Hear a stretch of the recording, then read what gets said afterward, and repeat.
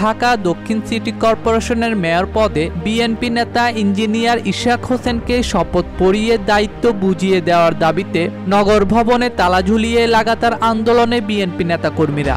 ইশরাককে mayor ঘোষণা করে নির্বাচনী ট্রাইব্যুনালের রায় এবং ইসি গ্যাজেটের কার্যক্রম স্থগিত চেয়ে গত 13ই মে রিট করেন সুপ্রিম কোর্টের একজন আইনজীবী।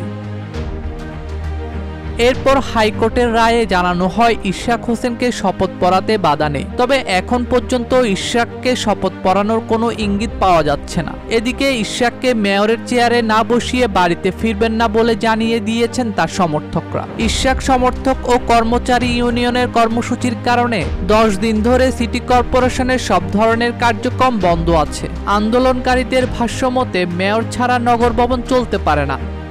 এদিকে ইশরাক হোসেনকে শপথ পড়ানো নিয়ে আবারও ধোঁয়াশা সৃষ্টি হয়েছে। রোববার রাত পর্যন্ত শপথ পড়ানোর বিষয়ে ইশরাক হোসেনের সঙ্গে যোগাযোগ করেনি স্থানীয় সরকার মন্ত্রণালয়। সোমবার এই বিএনপি নেতাকে শপথ পড়ানো হবে কিনা তা নিয়ে মুখ খোলেননি মন্ত্রণালয়ের কোনো কর্মকর্তা। স্থানীয় সরকার বিভাগ সূত্র বলেছে, শপথের বিষয়টি নিয়ে ফের জটিলতা সৃষ্টি হয়েছে। গত 27শে মার্চ যখন আদালতের রায়ে বিএনপি নেতা ইশরাক হোসেনকে ঢাকা দক্ষিণ সিটি কর্পোরেশনের মেয়র ঘোষণা করা হয়, তখনও নগর সংস্থায় মাস 2-1 দায়িত্ব পালনের সুযোগ ছিল। কিন্তু ইসির প্রজ্ঞাপন জারি আর এক রিট মামলাতেই কেটে গেছে প্রায় 2 মাস। আদালতের বাধ্যবাধকতায় সোমবার শপথ পড়ানো হলে ইশরাক দায়িত্ব পালনের সুযোগ পাবেন মাত্র 1 সপ্তাহ।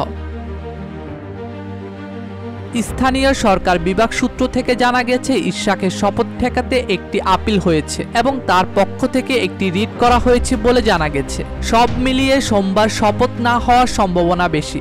এমনকি সরকারের পক্ষ থেকে সিটি কর্পোরেশন নির্বাচনের আয়োজনের ইঙ্গিতও পাওয়া যাচ্ছে বলে জানানো হয় স্থানীয় সরকার বিভাগ থেকে। ডেস্ক রিপোর্ট, দৈনিক দেশকাল।